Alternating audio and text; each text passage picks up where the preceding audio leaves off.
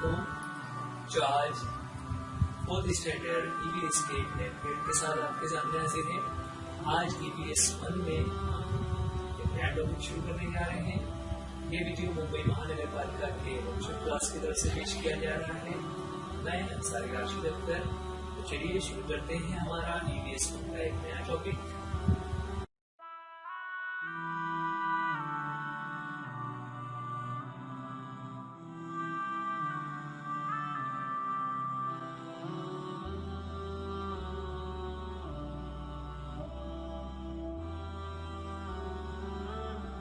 जो है water for every house holds, यानी घर घर पानी।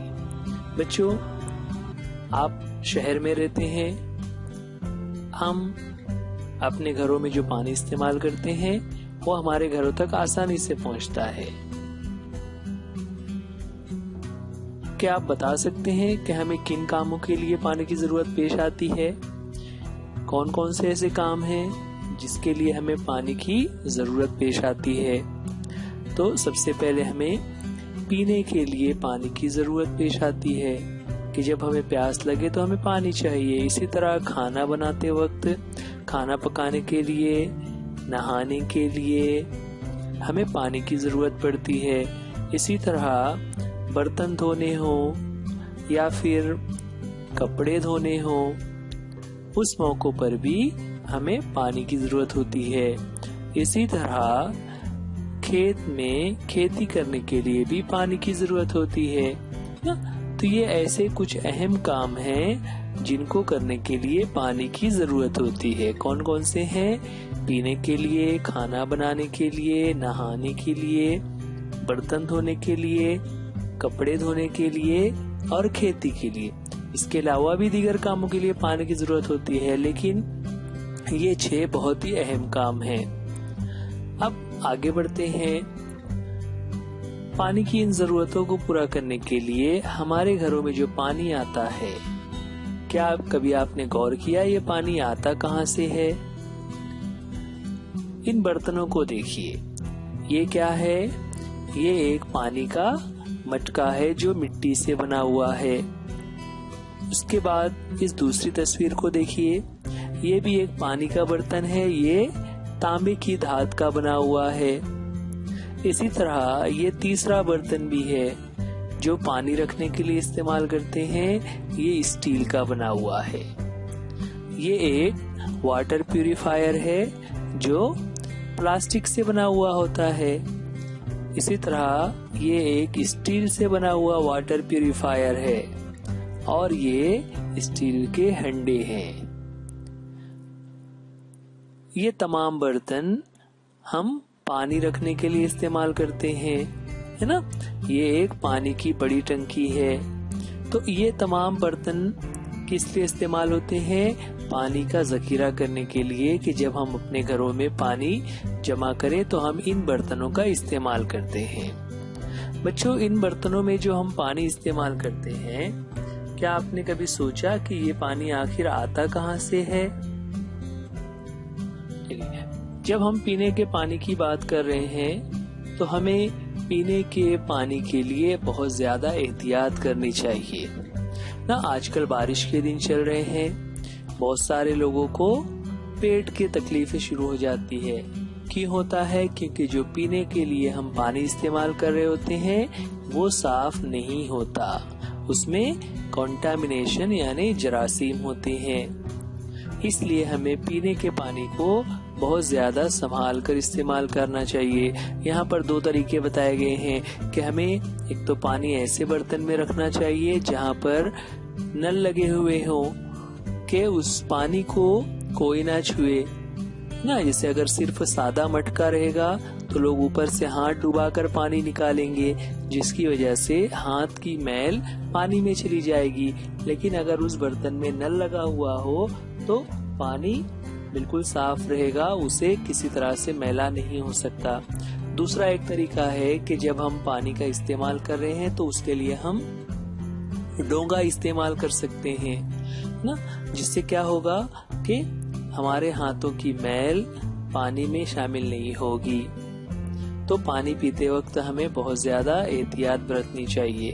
बच्चों एक बात और ध्यान रखें कि पानी कभी भी बासी नहीं होता ना। बासी जैसे हम लोग खाना खाते हैं कि रात का खाना अगर बच जाए तो सुबह वो बासी हो जाता है। दोपहर का खाना अगर रात तक बचा रह जाए तो बासी हो जाता है, जिसकी वजह से वो खराब होना शुरू हो जाता है। लेकिन पानी कभी भी बासी नहीं होता।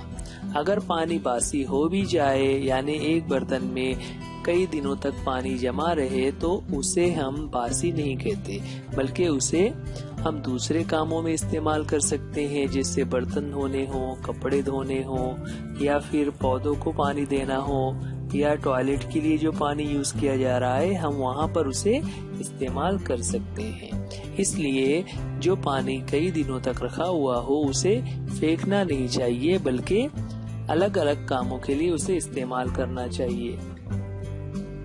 बच्चों यहाँ पर ये जो टंकियां नजर आ रही हैं, ये आपने देखा होगा बहुत सारी इमारतों के ऊपर इस तरह से हमें टांकियां नजर आती है। ये टांकियां क्या होती है? ये पानी को जखीरा करने के लिए होती है।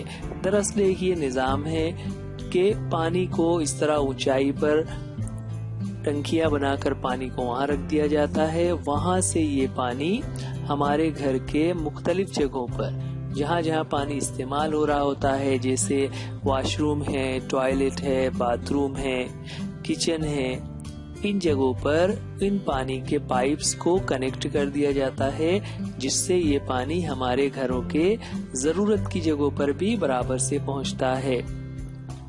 तो उसके लिए ये पानी की टंकियां ऊपर होती है। इसी तरह हमारे शहरों या इलाकों तक जो पानी आता है वो दरअसल मुख्तलिफ डैम्स या झीलों या तालाबों में जमा किए हुए पानी की मदद से वो पानी हमारे शहरों तक पहुंचता है। जैसा कि इस तस्वीर में हम देख रहे हैं कि एक डैम है, उसमें पानी का जखीरा किया गया और जरूरत के वक्त पानी को इस तरह से धीरे धीरे से छोड़ा जाता है और ये पानी फिर पाइप्स के जरिए से हमारे शहरी इलाकों तक पहुंचता है। शहरी इलाकों में आने के बाद इस तरह की जो टंकियां होती हैं, उन टंकियों में वो पानी स्टोर हो जाता है, जखीरा हो जाता है और फिर वहां से पाइपलाइन के जरिए से ये पानी अलग अलग इलाकों में पहुंचता है और यही हमारे घरों तक भी आता है। इस तरह ये पानी हमारे घर तक पहुंच रहा है ना। यहाँ पर इस खाके को अगर हम देखें तो इसमें वही बताया गया है कि जो बारिश का पानी होता है या नदियों का जो पानी बहकर किसी झील या तालाब में जाता है, वहाँ पर डैम बना लिए जाते हैं जिसके जरिए से पानी को जखीरा किया जाता है। पाइपलाइंस के जरिए से उस पानी को वाटर प्यूरिफिकेशन सेंटर में लाया जाता है, जहाँ पर उस पानी को साफ किया जाता है। उसमें जो भी गंदगी हो या जरासीम हो उसे वहाँ पर सफाई की जाती है। सफाई करने के बाद वो पानी इन बड़ी टंकियों में आता है।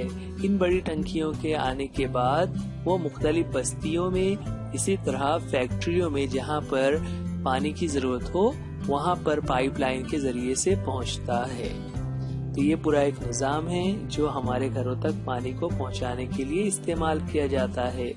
लेकिन आज भी कई इलाके ऐसे हैं जहां पर इस तरह पाइपलाइन का निजाम नहीं है।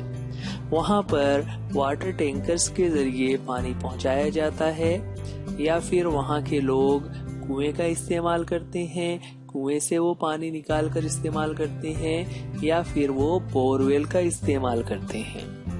तो हम शहरी इलाकों में रहते हैं, हमारे यहाँ तो पानी आसानी से आ जाता है, लेकिन कुछ ऐसे शहर और गांव भी हैं जहाँ पर पानी को पाइपलाइन के जरिए ना पहुँचाने की वजह से वहाँ पर दूसरे जरिए इस्तेमाल किए जाते हैं। तो बच्चों, ये आज का हमारा टॉपिक चल रहा था कि हमारे घरों में पानी किस तरह से आता है।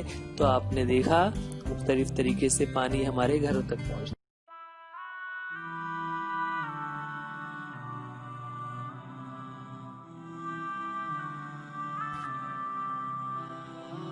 बच्चों, आज के लिए इस वीडियो में इतना ही। उम्मीद करते हैं वीडियो में आपको समझ आ गया होगा। वीडियो देखने के लिए थैंक यू। अल्लाह हाफिज। आज के लिए इस वीडियो में इतना ही। अल्लाह हाफिज। Good bye.